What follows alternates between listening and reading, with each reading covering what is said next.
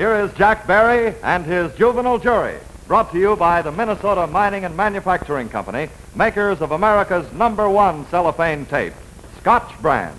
The tape with 1,000,001 mending, holding, and sealing uses around your home. And now here is your master of ceremonies for the Juvenile Jury, Jack Barry.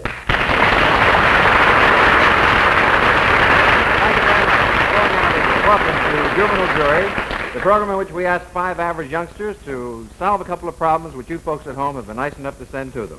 Now I'd like you to meet the 5 youngsters who are with us on this week's Juvenile Jury. First of all, up on the top row, there is Laura Diane Mangles. Laura, how old are you? 6 years old. Seated next to Laura is Charlie Hankinson. How old are you, Charles? I'm 10 years old. Right down here in the first row alongside of me is coming from Kingston, Pennsylvania, Richard Goodall. How old are you, Richard? 8 years old. And that little youngster right in the middle is Susan Silva. How old are you, Susan? 4 years old. And last but certainly not least, there's Billy Knight. How old are you, Billy? 6 years old. Thank you. Nice to have you all with us on Juvenile Jury.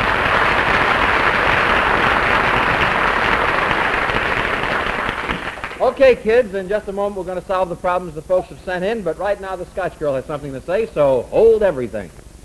Did you say hold everything, Mr. Barry? That's one of the many ways that Scotch brand cellophane tape can be useful around your house. It holds dozens of things in place, like the shelf paper, for instance, in your kitchen or in your closet. Just a few strips of Scotch brand cellophane tape will keep the paper from slipping. It takes such a little, but it helps such a lot. Keep this handy plaid dispenser right out in sight to remind you to use it very often. For all the holding jobs around your house, Scotch brand cellophane tape. Be sure when you buy cellophane tape that you ask for Scotch brand. There's only one by that name, you know. And when you come right out and ask for it, you're sure of getting the best and not some substitute. So for all your holding jobs, hold out for the first and foremost Scotch brand cellophane tape. Thank you, Scotch girl. Now, kids, our first problem came to us from Mrs. R.S. of West Hollywood, California. She'll, of course, will receive a $50 United States defense bond and enough Scotch brand cellophane tape for every member of the family for a full year's supply. And here's what she writes. She says, my 8-year-old son has to appear in a school play in the part of a little Scottish boy, and he has to wear a kilt. He refuses to do so because he says all the children will tease him and call him a sissy. I tell him it's perfectly all right for any man to wear a kilt, but he says he just won't be teased. What should I do about this? Billy Knight? Well, so what if his friends tease him? Like, if my friends tease me, I just tease them right back. I just give them the same baloney that they gave me. Wouldn't you mind wearing a kilt, Billy? No. So what? A lot of men wear kilts. They do? Out west, some people wear kilts. You know, there's Scotchmen out A Western Scotchman, yes. Sure. Susan Silva? Susan Silva? I don't think that people should tease her because if somebody teases somebody, it isn't nice. Oh, well, of course, if somebody teases nobody, that's a lot better. I know. Would you like to wear a kilt, Susan? Why not? I don't want to. You know what it is? No. Oh. Well, that's the thing you see the Scotch people wear in praise. You know, they sort of like a little skirt, green and plaid, like our Scotch plaid design. Okay. Richard Goodall? Well, I think that he should wear the kilt because so what if his playmates will make fun of him? The next day they'll be playing with him again and they'll forget all about the whole thing. So for one day, I think that the boy should do something that he doesn't want to do because it's not going to do him any harm, is it? I hope not. I don't think so, Richard. I think that's very well put. Charlie Hankinson? Well, I don't see why this boy shouldn't wear the kilt just because he's afraid that the children will tease him after all. I mean, a kilt is might he think it's a skirt, but if he ever went over to Scotland, he'd certainly see all the men with the kilts on. Therefore, if anybody should tease him, he should just tell them. Why don't they go over to Scotland? Then they'd see them with kilts, and in that way, why shouldn't he wear them? Well, you're making it complicated. All his friends will have to go to Scotland on a trip this summer. Yeah, But I mean, if that's the way you put it, it's no reason why he shouldn't do it just because he's afraid he'll be teased. After all, I was once in a play and I had to wear one and I wasn't Oh, I afraid. bet you look darling, Charlie. Well, maybe more. I think I did. All right, Laura Diane Mangle? Well, if he has a play in school, I think so, that he should wear a kilt, because on Sunday I bet that there's going to be a Japanese play or Hawaiian play, and I'll be just so happy if it happens, because I've got those suits, and if my friends tease me, what do I care? If so long as it's good for me, I'm going to do it, because if it means a suit to me, one of the suits that my father sent me, I'm going to wear it. Because he went to the trouble of sending it to me. Yeah, well, that's pretty nice. You'll send all your friends to Japan if they tease you, I suppose. Billy, you satisfied with this whole thing now? Have we settled this problem? Yeah. And you still would wear kilts? You don't want to change your mind? It's all right if you wear kilts. I didn't say me, I said you. Well, it's all right if I wear kilts or anyone wears kilts. All right, as long as your kids all agree. If they take a trip to Scotland, No, here we go to Scotland. they'll find every single person wearing kilts, every single man wearing kilts. All right, well... And then the men Fine, there will make fun of the children because they're wearing pants and the men are wearing kilts, see? And then the children in Scotland complain that they don't want to wear pants, they want to wear kilts. They don't want to wear pants. Well, I don't think all your friends ought to go to Scotland, and I think this boy will recognize, as Laura has said, that it might be good for him to wear these kilts, and it'll be fun to be in the school play, so I think he should wear them.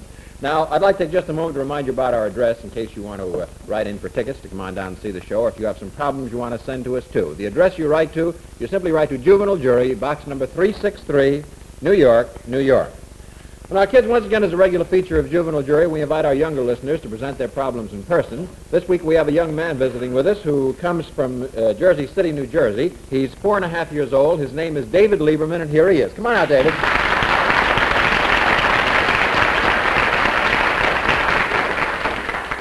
Okay, David, now suppose you tell the kids in the Juvenile Jury what your problem is. My mother wants me to be a dentist, and my father wants me to be a doctor. What should I do? What a problem this boy has got. Kids, you want to ask any questions? Charlie Hankinson? Well, which do you want to be? A doctor, Well, why? because it's a very fine and fine profession. It's a very fine profession. Well, pretty well, good. why doesn't your mother want you to be a doctor? Because she thinks it's a very hard life. Why don't they wait a while before they decide what you should be? Because I don't know. David, let me ask something. What would you rather be a doctor? What kind of a doctor would you like to be? A pediatrician. A what? Yeah, a pediatrician baby doctor. Now, if I only knew what that meant. A baby doctor? Why do you want to be a baby doctor? Because I like babies. Oh, that's cute. Any other questions here? Billy Knight? Well, why do you want to be a doctor? Because it's a very fine And noble profession, yes, I know. It's a noble profession, but there's one thing else. There's other jobs that you can get more dough from.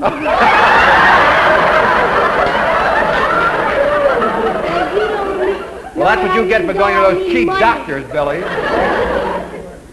Well, all right, but he's more interested in the noble profession than money. Susan, do you want to ask a question? I don't think I like babies too, and I like being nice. Say, you two could get together swell. Richard? Well, I don't think you should start deciding about what you're going to be, because by the looks of you, you're quite a young boy yet. By the time you get to be... Oh, well, don't let his looks deceive you. He's really 43. But by the time you get old enough to be a doctor, you might have changed your mind. So why don't you wait a little while, and then you can find out what you'll be, because when you get a little bit older, your mother's not going to be telling you what to be. You'll be what you want to be.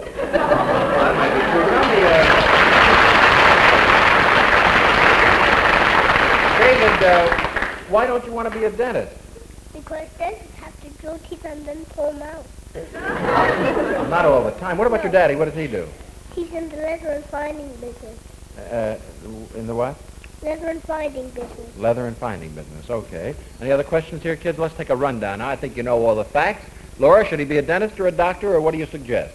Well, why don't you take not any of those two things? Why don't you be what you want to be, what you want to be? Make your decision when you get older.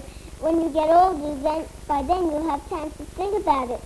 And by then probably make your decision to your mom and dad. All right, Laura. Charlie Hankinson? Well, I think that you should be what you want to be, because after all, if you are what you are because you want to be it, then you'll be happy. I am what I am because that's what I am. That's all. Richard? Well, I personally couldn't tell you what you should want to be, but whatever you want to be, I think that's what you should be. Okay. Susan?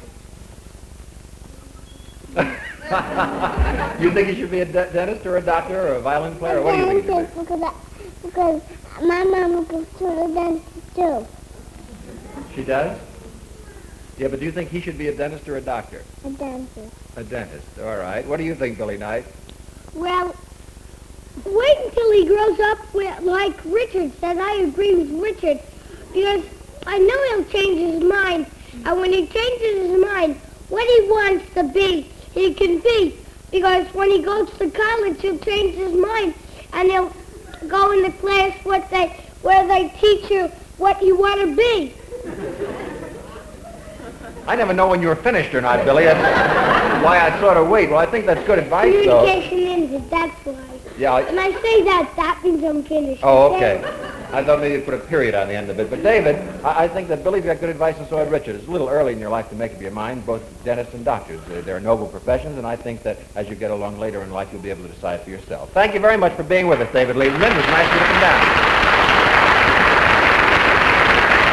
Bye, David. Attaboy. Well, that's very good. Glad you solved that problem, kids. Oh, I'd like to tell you all about a little repair shop that I pass by occasionally. There's a big sign in the window, and it reads, "We mend everything but broken hearts." Well, that's a pretty large order, of course, but Scotch brand cellophane tape could give them a close run for the money. For example, in your home or in your office, you'll find that Scotch brand cellophane tape can make a paper tear practically invisible, make it disappear, absolutely. Say an important letter gets torn. Well, trust Scotch cellophane tape to mend it in a matter of seconds. It's that easy to use. And trust it to mend any paper so you can still read every word. It's that transparent. No wonder you'll find Scotch brand cellophane tape not only in businesses and offices, but used there just as much as it's used around the house. Make sure that you keep a couple of thrifty rolls on hand, or treat yourself to a handsome desk dispenser. Don't forget now, next time you're at the store, pick up a roll or two of Scotch brand cellophane tape. Will you do that? I'm sure that you all know what to look for. You look for the dispenser with the plaid design and the words Scotch brand, which stand for America's #1 cellophane tape. Thank you very much. Kids, now we have another problem here. It came from a Miss C.K. of Milwaukee, Wisconsin. She'll receive, of course, a $50 United States defense bond and a year's supply of Scotch brand cellophane tape. Once again, we're going to ask you kids to use your imagination. We've done this before. We asked you to tell us about how the stars stay up in the sky and how television works. Well, we got another one of those. We don't expect you to know too much about this. We're more interested in finding out how your imaginations work. So this woman wants to know a little bit about electricity. And her question is, what makes an electric bulb light up? What do you think, Billy? What makes an electric bulb light up? Well, this is true, and this is how it does light up. Thank you, Professor Einstein. They've got certain factories that water flows and work certain machines that flow electricity through wires. And when the electricity hits the bulb, the voltage builds up, and then the light bulb goes on. You know more about it than I do, and I got a script here in front of me. Susan, how do you think an electric bulb lights up? You have to have electricity too, because see, you have to have, if the light is all the way up, and you can't catch it, you have to go up with a chair. And if you have a bulb, you have to have electricity. Oh, but if it's way up, you have to stand in a chair to get it. If you haven't got a chair, I suppose you can't get the light on, huh? Is that how it works in your house? Uh-huh. Did you ever stand on a chair and try to get the light on? I can't catch it. My mother does. Oh, I see. She helps a little bit. What do you think, Richard? How do you think it works? Well, I think that electricity was a very good invention for the person who made it, but because when he made it in a certain way that you could just press a button or something like that and the light went on, or something like that. But I really think that it runs through wires, and it just comes into your house through the bulb, and then you put this switch on and the bulb lights up. Laura, how do you think electricity lights the bulb up? Well, I think there are wires in the water in the ocean. Oh, boy. And I think through those wires electricity comes. And the electricity that comes through those wires through the water send the light into the bulb. And when you plug it in, You plug it in, the Atlantic Ocean falls in your house. That little plug has something to do with that long wire that flows in the ocean. And the light, it brings light, and when you plug it in, the light goes on.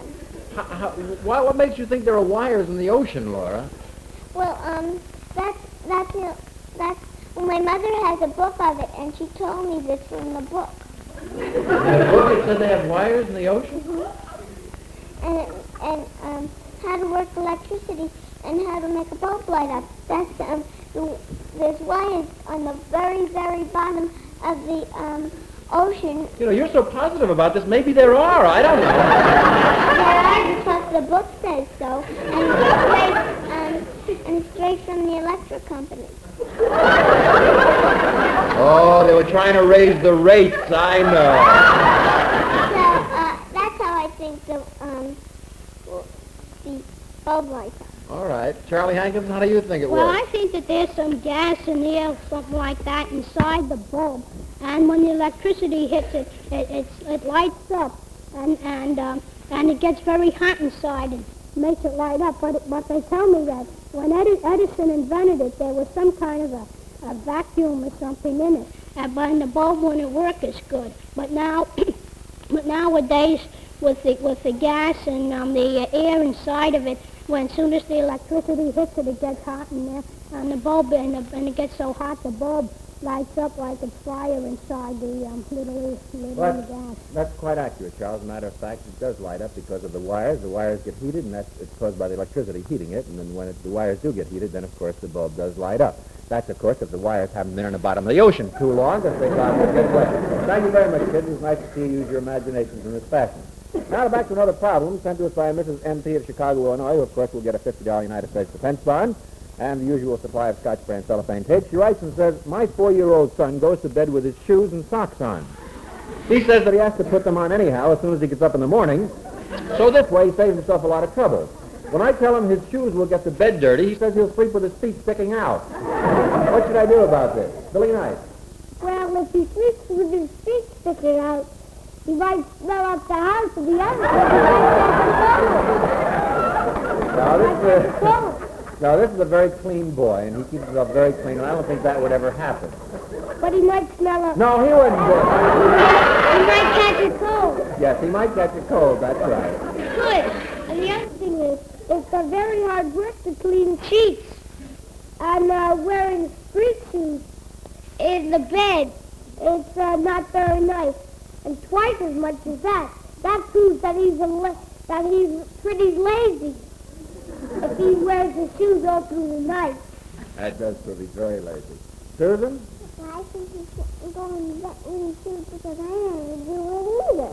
I have my shoes on when I sleep in the night time. I never go to bed with my shoes on. Why don't you? I like the whole bed better. Oh, all right. And then you don't think he should do it either. Okay. Richard? Well, how old is this child? 4 years old. So, well, I think that the mother should try and explain to the child, if he keeps his shoes on at night, it's going to be twice as much work for her, and I think that you should put it in this way, that how would you like it if you were the mother and I slept with my shoes on the bed and then you had to clean it? Oh, I'd love it. And in that way, I think that the mother would explain to the child that it's not very good to do that. Richard, I think you'd make a lovely mother. You say those things so understandingly, with such feeling. You're going to be a fine father, too, Richard. Okay. Laura? May I please speak to Billy for a minute? Well, by all means, go ahead. Billy, remember last week when you said my record got stuck? Yeah, my one got stuck, huh? Yes, because you say it so much. It sounds like, whenever you say it again, it's going to sound like your record's stuck because you say it so much. Well, Billy, you have to turn around or else nobody will hear you. There's one thing else, Laura. What? Sometimes your record gets stuck, sometimes Charlie's record gets stuck, sometimes my record gets stuck, sometimes everybody's record gets stuck. Yes, but Because if you say it, you'll sound fresh. And for this, you don't do that. Yeah, there's one thing else, Laura. Like a real record gets stuck, Juven's record gets stuck, see? Yes, but if you wouldn't say it, you won't insult them. Yeah, but there's one thing else, Laura. Why don't you kids take your problems to the United Nations or something? Because we have to get on with the program right here. I think it is very bad for this boy to get back to the problem to sleep with his shoes on. Of course, it'll get the bed dirty, and it's a very, very uncomfortable way for him to sleep. So I think that he'd better stop that right now. And now, kids, you relax a minute because we have a word about packages from our good friend the Scotch girl, who's a pretty nice package herself. Did you ever envy the neat job of gift wrapping that your favorite store turns out? Well, come here and I'll tell you their secret, because it's something you can use to your advantage, too.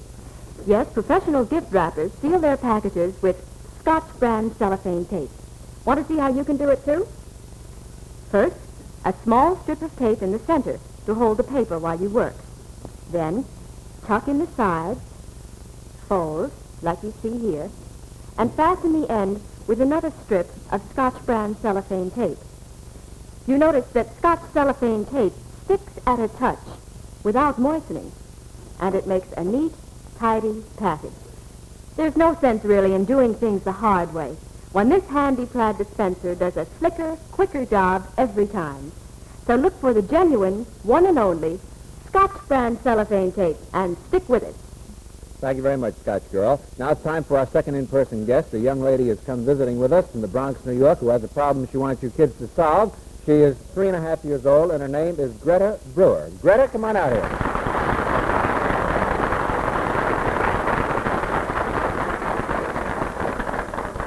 Oh, this way, Greta. Greta's going over to my seat. I don't know why. Come on up here in the jury box, Greta. That's right. Atta girl.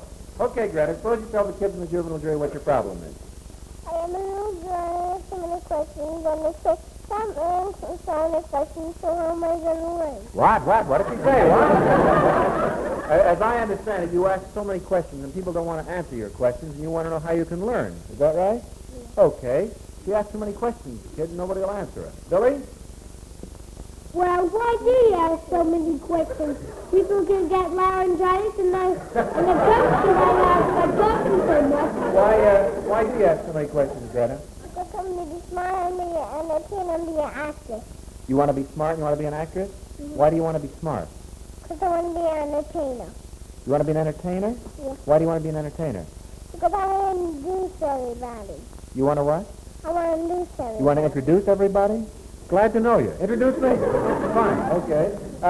Don't go yet, Daddy. Wait a minute. Any other questions here? Charlie Hankinson, you have a question? Well, what kind of questions do you ask? All kind of questions about God, and about school, and about Ben Scott, and about some other songs. Well, who do you ask these questions to? To people.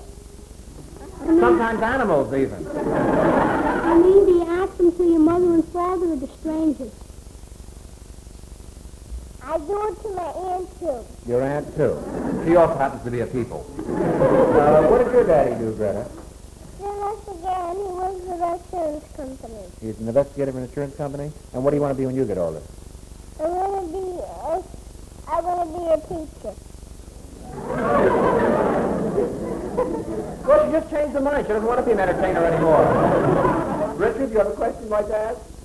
Well, I think that you should wait a little while, and then when you get in school, you'll have as many questions as you want. And I think that when you get in school, after a little while, that will break you the habit of asking questions, and you'll get hard questions to answer yourself. Uh-huh. Susan, you want to ask a question? Well, I think you should answer questions because when you go to school and your teacher will ask you questions, then you know all the questions that she asks you.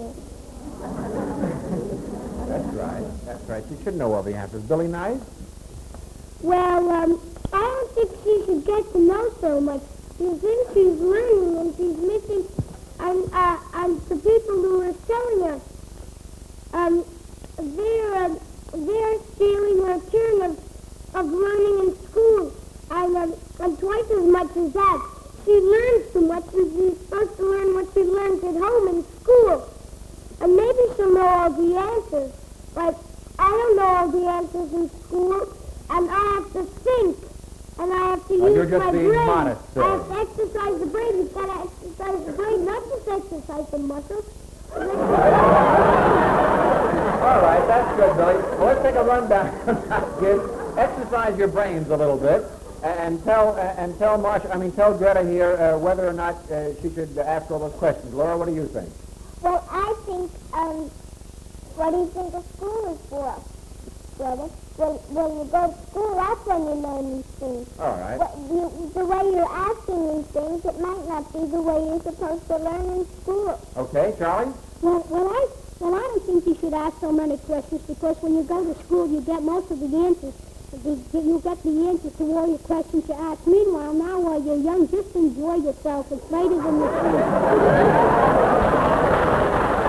Very well said, Charlie. Greta, you're 3.5 years old and you're an unusually bright young lady right now, and I think that you'll learn a lot more when you get to school, so you ask some questions, but I certainly wouldn't pester anybody with too many. Okay, Greta, thank you very much for being with us. Goodbye, Greta. Now it's just about time for us to go, but before we do, here's the final word from your neighborhood grocer. I'm telling the truth. Actually, I keep my eyes open for ways of saving time and money. Well, let me tell you, I found one sure way of doing both. See this big tape dispenser? It's what's known in the trade as a heavy-duty dispenser. And I always keep it loaded with large, store-sized rolls of Scotch cellophane tape. It's great for sealing bundles. Does a quick, neat job on meat and cheese packages. And get this, I can seal as many as 17 packages for a cent. I use tape for sealing all my cellophane bags, too, for holding up signs and price markers in place. And, well, dozens of other uses around the store. One thing you can be extra sure of, I always stick with Scotch brand cellophane tape, because I found there isn't anything just as good. The one and only original Scotch brand. That's for me. Next time you're out shopping in any kind of a store, just notice how many different ways which Scotch brand cellophane tape is used. And do this, will you? Stick with the tape that storekeepers prefer. Scotch brand, America's #1 cellophane tape.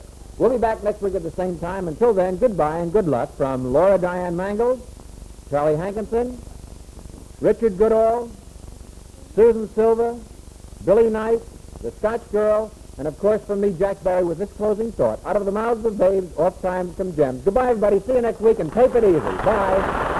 When you buy cellophane tape, be sure you get Scotch brand and not some substitute. Look for the word Scotch in the plaid design on the dispenser. Remember, Scotch brand, America's #1 cellophane tape, is made only by Minnesota Mining and Manufacturing, the 3M Company. Juvenile Jury is a Jack Barry and Dan Enright production, directed by Craig G. Allen. Technical Director Robert Daniels. NBC Television.